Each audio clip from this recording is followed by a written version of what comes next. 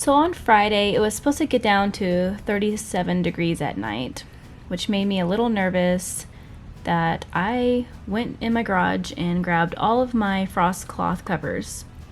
Now, I was in a hurry this day. I usually run errands on Friday, so I'm really not around to be in the garden.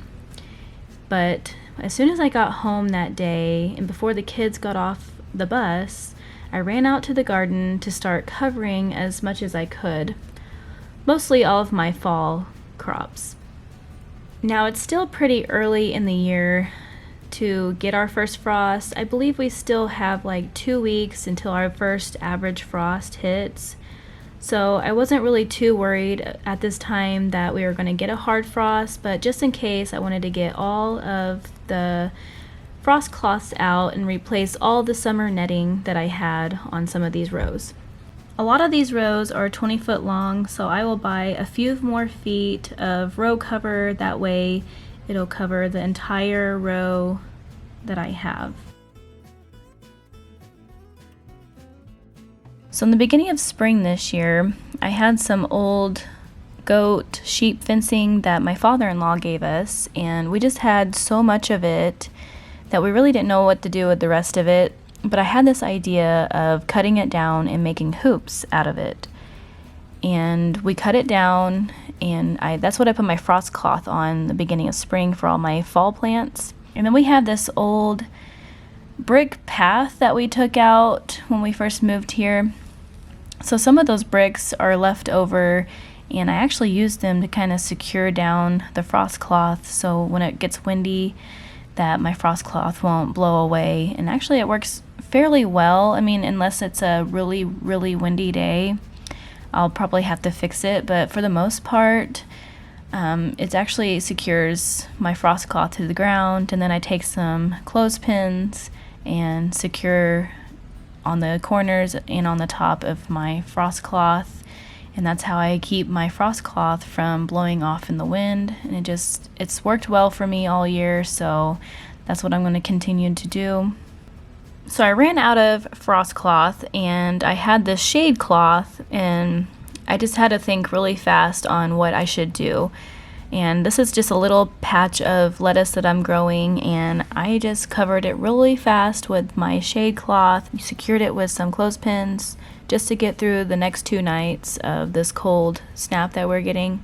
Then after taking care of all of the frost covers, I went around last minute trying to harvest all the things that I could think of that I knew would not survive a really light frost. I don't have much left to harvest in the garden, but what I did have, I didn't want to go to waste. I had a little parsley left to harvest, then I ended up harvesting the rest of my summer lettuce and completely cleaning out that lettuce row because a lot of that lettuce was getting bitter, and what I did end up keeping, I'll just wash and put in the refrigerator to eat this week. So the rest goes to the chickens, and I'll replant my transplants later for my fall and winter growing. Then I ended up cutting out all of my thyme, which needed to be harvested earlier, but it's still green, so I'm harvesting all of that to dry. Then I harvested some green onions and what flowers I had left over, which will probably be my last flower harvest of the year. So what I do have left is my leeks and my sweet potato bed. I will have to harvest all my sweet potatoes soon before we actually do get our first frost date, which is in probably 2 weeks. So this is just a little bit that I harvested real quick today. I'm going to string up my thyme that I harvested in little bunches, and I'm going to string them up on a long string and hang them on my hutch in my kitchen. And then I finished washing all of my lettuce, and then I'm drying it for the week. So the next morning, everything seemed to be just fine, and nothing seemed to be affected by the cold night that we had, which honestly I was not ready to have a light frost just yet. Since we have a couple more weeks, I wanted more of this growth on this cover crop to get a little bigger, so whenever it does die off, it'll be a great ground cover all through the winter. So just showing here that all the mix of cover crop and how green everything is still. So everything was just fine through the night and looks really good. So I went back inside and I started some cinnamon rolls for breakfast since my kids are home. It's Saturday and I like to do something fun every once in a while on the weekend on breakfast, and I actually been craving cinnamon rolls here lately, so I wanted to go ahead and mix up some breakfast before the kids started getting around. So I'm just rolling out all my dough and I'm gonna spread butter and cinnamon and roll all this up and get it ready to rise for the second time before I bake.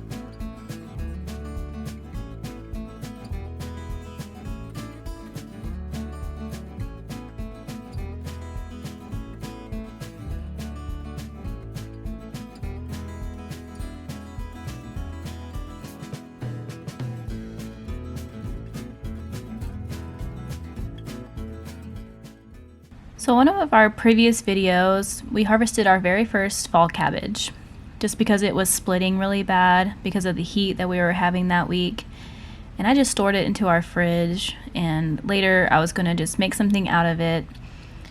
So I decided today that I'm going to make some deer egg rolls.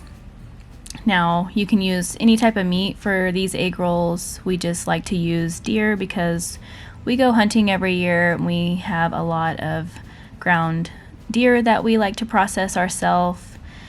So a lot of these ingredients are from our garden or the meat that we have processed ourselves, which it makes me really happy knowing that most of what we are eating is what we have worked really hard for. Now we love homemade egg rolls, but this actually takes a little bit of time to make just because you have to mix up a marinade for the meat and you have to let it sit in the fridge for a couple hours. Then you'll go and cut the cabbage and shred the carrots in a big bowl and mix it all together. And then I'll throw it into a hot cast iron skillet with some sesame oil. And then I'll toss in some of those green onions that I harvested earlier out of the garden. And then I'll be really careful not to overdo it with some sesame oil and some soy sauce. Now I do this by taste. And I'll let that wilt down as much as possible.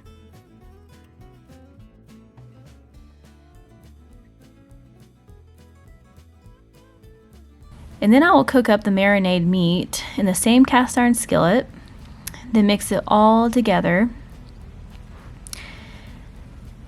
Now this is the trick to pay attention to, is letting the mix cool completely before rolling it into the egg roll wrapper. That way it does not rip so easily. Then put a few tablespoons on the wrapper with some cornstarch and water on the edges of the wrapper so it can help glue the wrapper in place while you roll it up. So just take your time and gently fold in each side of the wrapper and then carefully roll really slow all the way up. That way the wrapper does not rip while you're rolling. And you'll get used to this after a couple tries on rolling your egg rolls. And that's why the trick is so important whenever your meat is completely cool. That way the wrappers don't rip as easy. And then I just place everything on a parchment paper after I roll everything up. And then I place into a really hot frying oil. And I let it get really good and golden brown on each side.